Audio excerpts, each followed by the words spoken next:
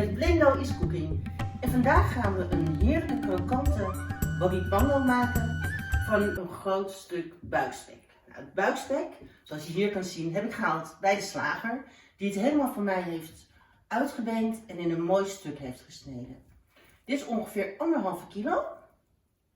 Met het zwoerd nog eraan, want daar gaat het om, hè, dat zwoerdje straks super krokant gaat worden. Om die Bobby Pango te gaan maken, zou je eerst moeten zorgen dat het vlees even iets malser gaat worden. Dus die gaan we koken zo direct in een handjevol zwarte peperkorrels en in stukken gesneden gember in ruim water in een grote pan. Als het gekookt heeft, dan gaan we het marineren en de marinade is eigenlijk super simpel.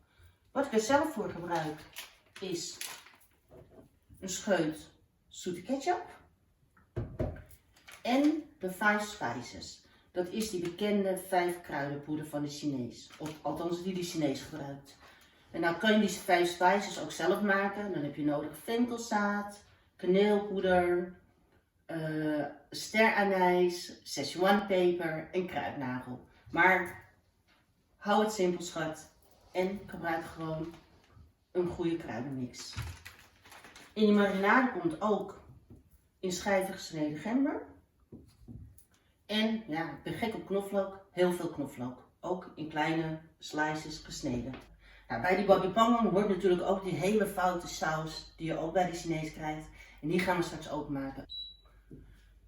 Want in een pan ruim water gaan we nu die hele buikspek doen. En wat daarbij gaat is een paar grote stukken. Zoals dit gember. Dat is voldoende voor 1,5 kilo vlees. Peperkorrels, ik zal het even laten zien. Echt veel. Ik doe echt een handvol peperkorrels erin. Dat trekt, zeg maar, dat hele varkensachtige smaak die erin zit, dat trekt een beetje weg daardoor. Nou, heel simpel. Het gaat in, we gaan het varkentje even wassen. Nee hoor. Het gaat in de pan. Gewoon de peperkorrels en de gember. Deksel erop. En dit laten we ongeveer zo'n 20 minuutjes koken. De buikspek is lekker aan het koken. En ondertussen gaan we gewoon de marinade alvast klaarmaken. En nou, wat ik al zei, die 5 kruidenpoeder van de Chinees, of de Chinese 5 spices poeder. Eigenlijk wat je daarmee bereikt is dat je eigenlijk alle smaken krijgt. Dus smaakbelevingen. Hè? Dus een zoetje, een bitter, een zuurtje, ziltig. Ja, in mijn blog of hieronder aan de video kun je zien de hoeveelheden. Ik gebruik ruim, want het moet marineren. Dit is ongeveer de hoeveelheid van de 5 spices. Dan gaat daarin ketchup. Nou, dat is ongeveer een eetlepel of 2. Pers wel nog extra een teentje knoflook erin, want we gaan de schijfjes straks tussen het vlees doen. Er is gewoon knoflook erin. Hups.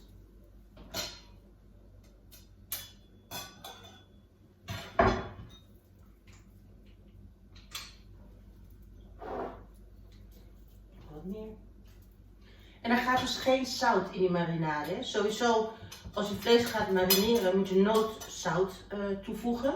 Want dan droogt het vlees uit. Want zout neemt namelijk het vocht op. En we gaan straks natuurlijk een behoorlijke zoutkorst maken. Dus er blijft altijd wel wat zout achter. Dus zout hebben we niet nodig verder in dit gerecht qua smaak of marinade.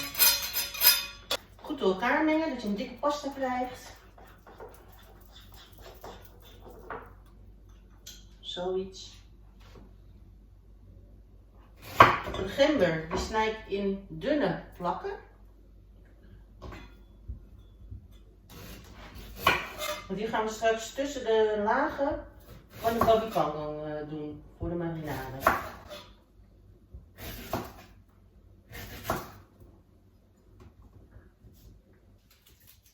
Ik gebruik 6 stenen knoflook. Zodra het vlees gekookt is en is afgekoeld, dan gaan we het marineren met deze pasta van 5 spices en ketchup. Daartussendoor komt dan de knoflook en gember. En dan gaat hij lekker in de koelkast, in de marinade. Meer heb je niet nodig. Het is gekookt, afgekoeld. Nu ga ik hem insnijden, zodat ik de marinade erin kan wrijven. Ik keer hem even om. Ik heb hier een heel mooi vleesmes, maar ik ben even alleen thuis, dus zal ik dat gaan gebruiken? Nou, ik ga het wel doen. We gaan hem in de lengte insnijden. Dus in de lengte. En straks als hij uit de oven komt, zul je ook zien wat daar de bedoeling van is geweest. Oh, even goed insnijden. Snijd hem in tot op het zwoerd. Rijen maken. Dus insnijden tot op het zwoerd. Dus niet doorsnijden. Dan doe ik mijn operatiehandschoentjes aan. Je werkt gewoon met je handen en handschoenen. Je kan het met een kwastje doen, maar ik pak gewoon een klodder van die marinade. En dan wrijf ik het tussen. Dan gaan we straks helemaal inmasseren. Gewoon lekker veel ertussen. En trouwens, die buikspek die ruikt nu al heel lekker naar peper en gember. Omdat hij natuurlijk die 20 minuten daarmee gekookt is. Heerlijk, het ruikt echt gewoon naar Chinees. Invrijven.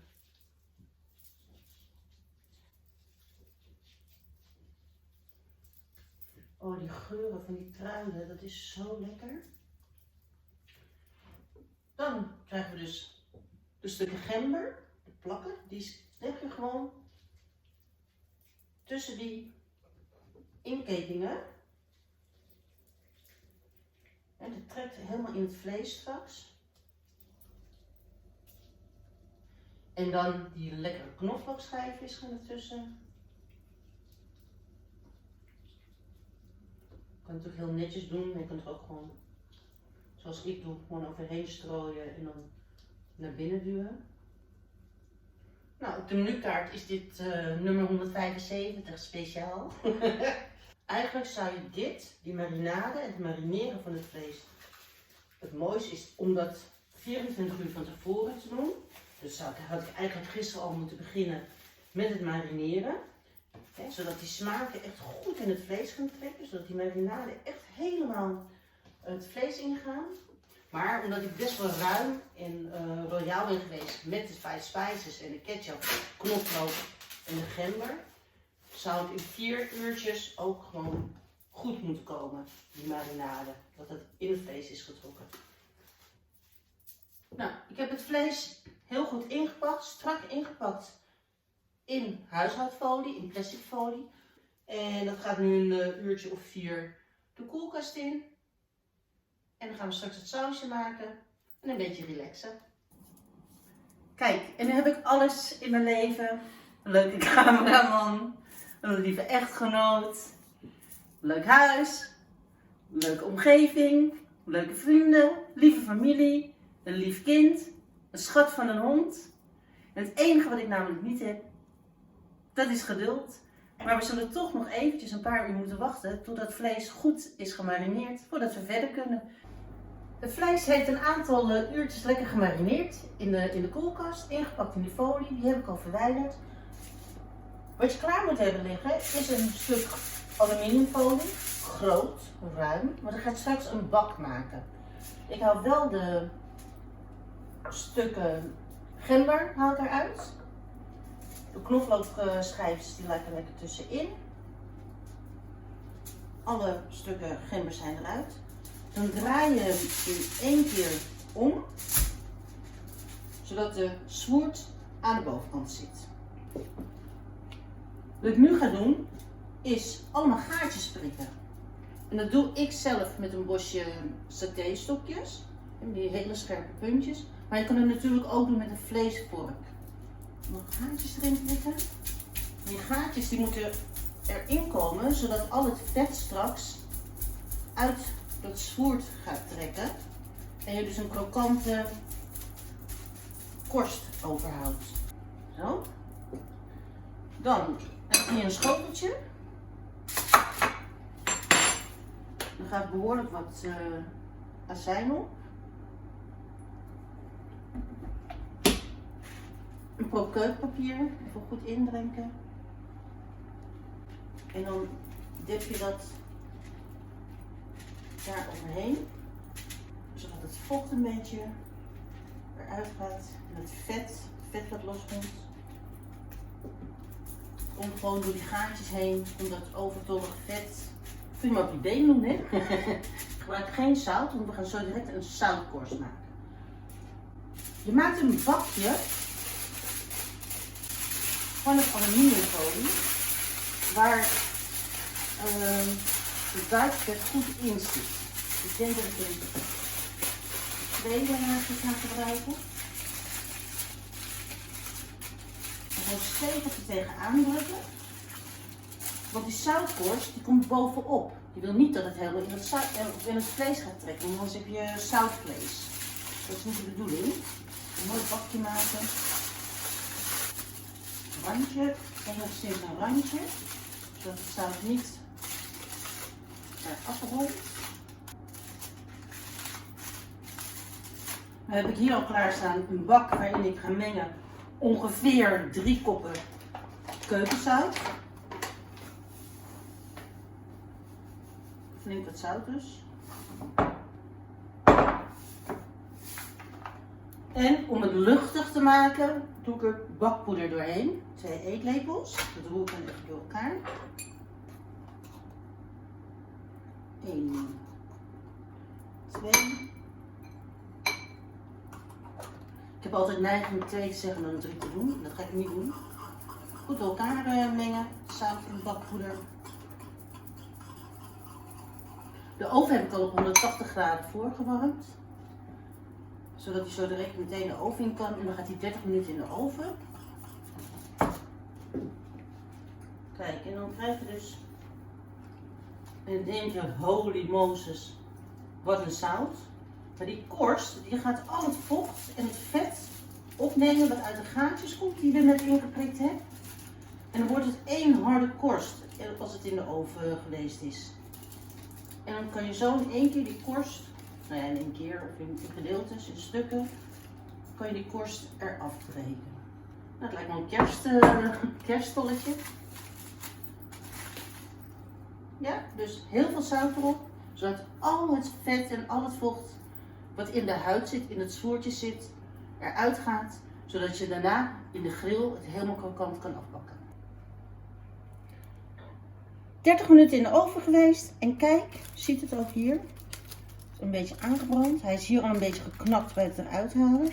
En nu kan je zo die korst, als het goed is. Je moet wel het vlees even laten afkoelen. Kijk. Die haal je in één keer eraf. En dat bedoel ik, geen zout toevoegen, want er blijft altijd een beetje zout achter. Dit is wel erg veel, dus je haalt het weg. Kijk, en met een, noem zo'n ding, pannenkoekspatel. Duw het eronder. En haal je zo in één keer die laag eraf.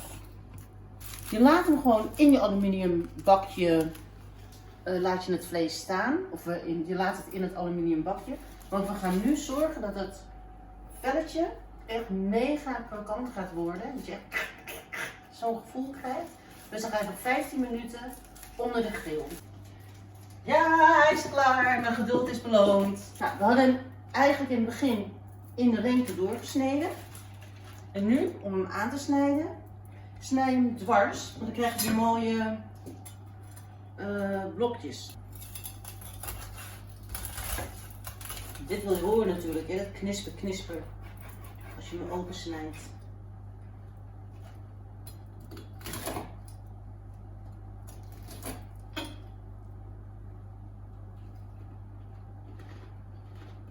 Heerlijk. Dit was het recept van die heerlijke, krokante babi pangang van buikspek. Met straks natuurlijk dat heerlijke foute sausje wat er overheen gaat. Het hele recept kun je teruglezen op www.deblindoblogs.com bij Blindo is Cooking en zoek dan naar Bobby Pangang spek met het foute sausje of kijk hieronder bij YouTube het recept met alle ingrediënten en de bereidingswijze. Wil je nog meer leuke recepten van me nalezen? Kijk dan op www.deblindoblogs. Nou, ik zeg tot snel! Doei!